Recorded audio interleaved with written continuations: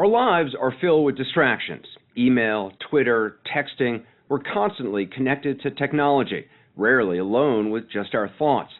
Which is probably why there's a growing movement in America to train people to get around the stresses of daily life. It's a practice called mindfulness, and it basically means being aware of your thoughts, physical sensations, and surroundings. Tonight, we'll introduce you to the man who's largely responsible for mindfulness gaining traction. His name is Jon Kabat-Zinn, and he thinks mindfulness is the answer for people who are so overwhelmed by life, they feel they aren't really living at all. The story will continue in a moment.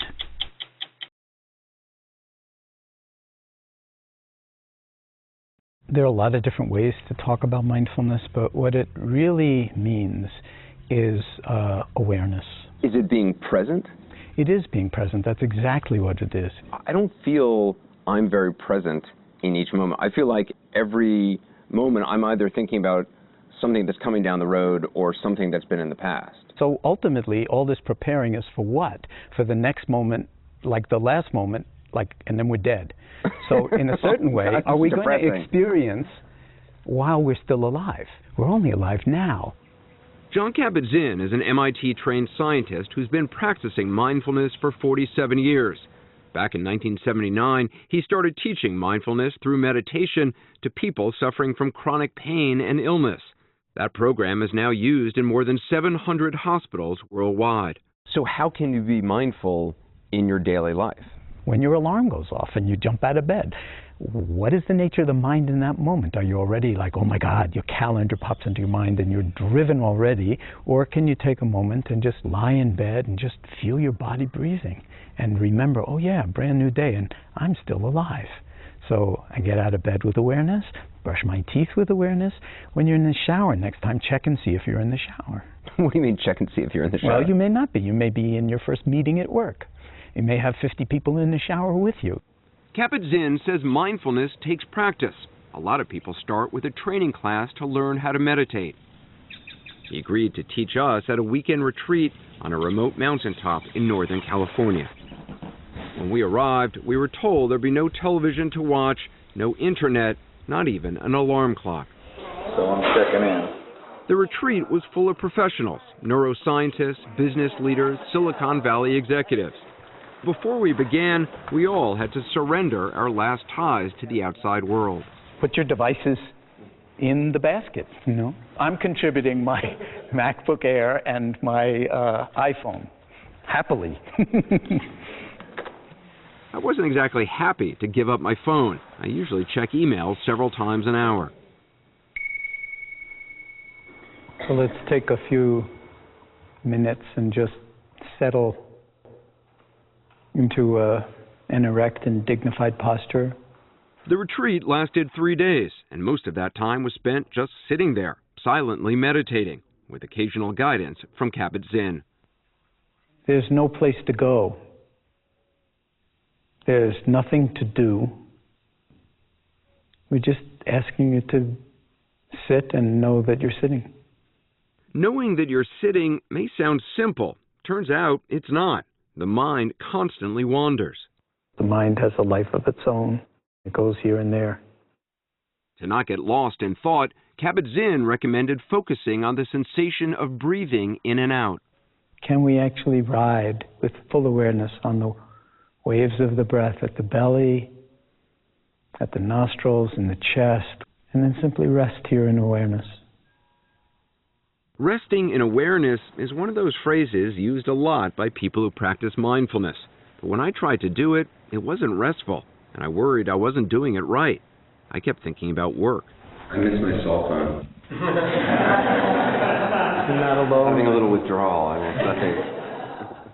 Kabat-Zinn, who's written 10 books on mindfulness and led nearly 100 retreats, describes meditation as a mental workout. The mind wanders away from the breath, and then you gently and non-judgmentally just bring it back. So it's okay that the mind drifts away, but you just bring it back. It's the nature of the mind to drift away. The mind is like the Pacific Ocean. It waves. And mindfulness has been shown to drop underneath the waves. If you drop underneath the agitation in the mind into your breath, deep enough, calmness, gentle undulations. After hours of meditating and 30-minute sessions, it does get easier. Those waves of thought Kabat-Zinn described, they're still there, but you get less distracted by them. At breakfast, we spent time relearning some of the very basic things in life, including how to eat food. Eating a meal in complete silence is a little awkward, but without conversation as a distraction, you taste more and eat less. This is something called walking meditation. The goal is to learn to be aware of each and every movement and feeling. I know it seems ridiculous, but it does change the way you experience walking. The Zen people from ancient China, when you're walking, just walk. Turns out to be the hardest thing. That's when an you're ancient walking, saying? just walk. When you're eating, just eat. Not from the TV, not with the newspaper. Turns out that's huge. Congressman Tim Ryan, an Ohio Democrat, says mindfulness might look a lot like nothing, but he really believes it can change America for the better. He attended his first meditation retreat in 2008, just days after winning a grueling re-election campaign. But being mindful at a retreat is one thing. We wondered if back in Washington, Congressman Ryan ever worries about how all this looks.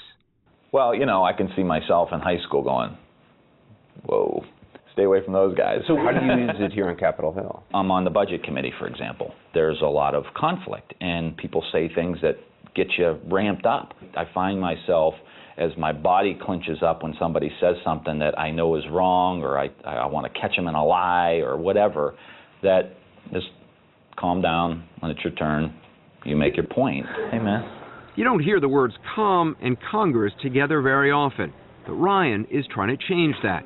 He hosts weekly meditation sessions open to members and staff of both parties. Now shifting the attention to take in the entire body. Have you gotten any Republican congressmen in to meditate with you yet? No. We're working on it.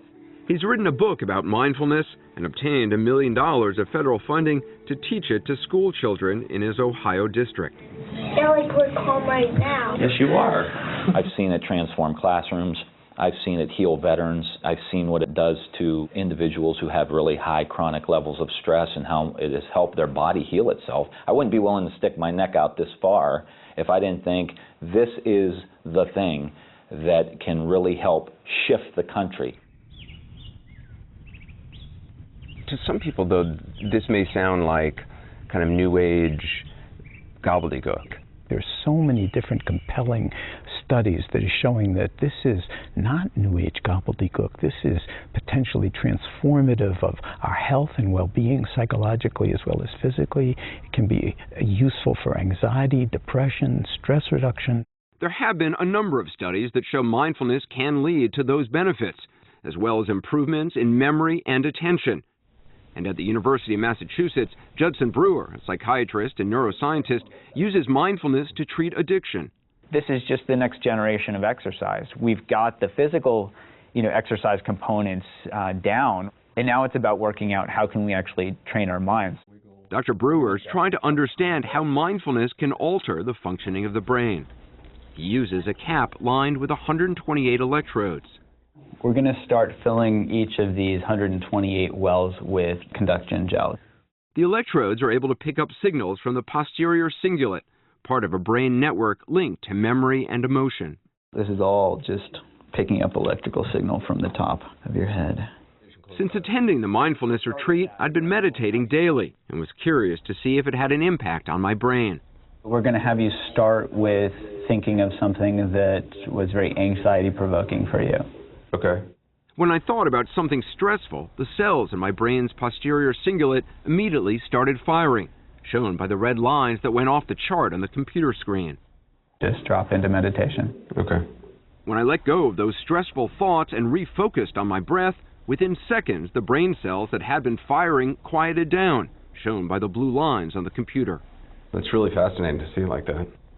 Dr. Brewer believes everyone can train their brains to reach that blue mindfulness zone, but he says all the technology we're surrounded by makes it difficult. If you look at people out on the street, if you look at people at restaurants, nobody's having conversations anymore. They're sitting at dinner looking at their phone. because their brain is so addicted to it. You really think there's something in the brain that's addicted to that? Well, it's the same reward pathways as addiction, absolutely. I'm, on mobile devices all day long, and I feel like I could go through an entire day and not be present. And what's that like? It's exhausting. Yeah. So all of this is leading to a societal exhaustion. The irony is many of the people responsible for creating the gadgets that distract us are themselves practicing mindfulness. More than 2,000 people from companies like Google, Facebook, and Instagram showed up earlier this year in San Francisco for a mindfulness conference called Wisdom 2.0. Please welcome our guests. Karen May is a Google vice president, and that's Chade Main-Tun, a former engineer who's become kind of a mindfulness guru. As could only happen at a place like Google, his actual title is Jolly Good Fellow. Which nobody can deny. So what does a Jolly Good Fellow do? My job description is to enlighten minds, open hearts, and create world peace. That's your job description? That's my job description. I've heard that at some meetings at Google, you actually start out with moments of silence. We do. How long do you sit there quietly for? It's literally a minute or two of noticing your breathing, calming yourself down, being present, and then you're able to go into the meeting, the business at hand, with a little bit more focus. Does it make people more productive? Yes, it does. When the mind is unagitated, when the mind is calm, that mind is most conducive to creative problem solving. To innovate. Correct. And one of the powers of mindfulness is the ability to get to that frame of mind on demand. So, along with their free health clubs and other company perks, Google now offers their 52,000 employees free lessons in mindfulness. In the middle of stress, when everything's falling apart, you can take one breath. I can imagine some people rolling their eyes and saying, oh, come on, of course, Google, you guys have tons of money, and there's massage therapists walking around and all sorts of nice things for employees, but it just doesn't seem practical. The advantage of this is it actually doesn't cost anything and it doesn't take much time. And you believe it really works? I absolutely believe it works. After nearly 4 decades of teaching mindfulness, John Kabat-Zinn is happy to see it hitting the mainstream. But if you're starting to think mindfulness is something you should start practicing, he says you may be missing the point. It's not a big should. It's not like, oh, I got to now one more thing that I have to put in my life. Now I have to be mindful, And if it becomes that one more thing they got to do after they take the yoga class. Just don't do it. Don't do it. It's not a doing at all. In fact, it's a being, and being doesn't take any time. Anderson Cooper tells how mindfulness changed his life. Go to 60minutesovertime.com, sponsored by Pfizer.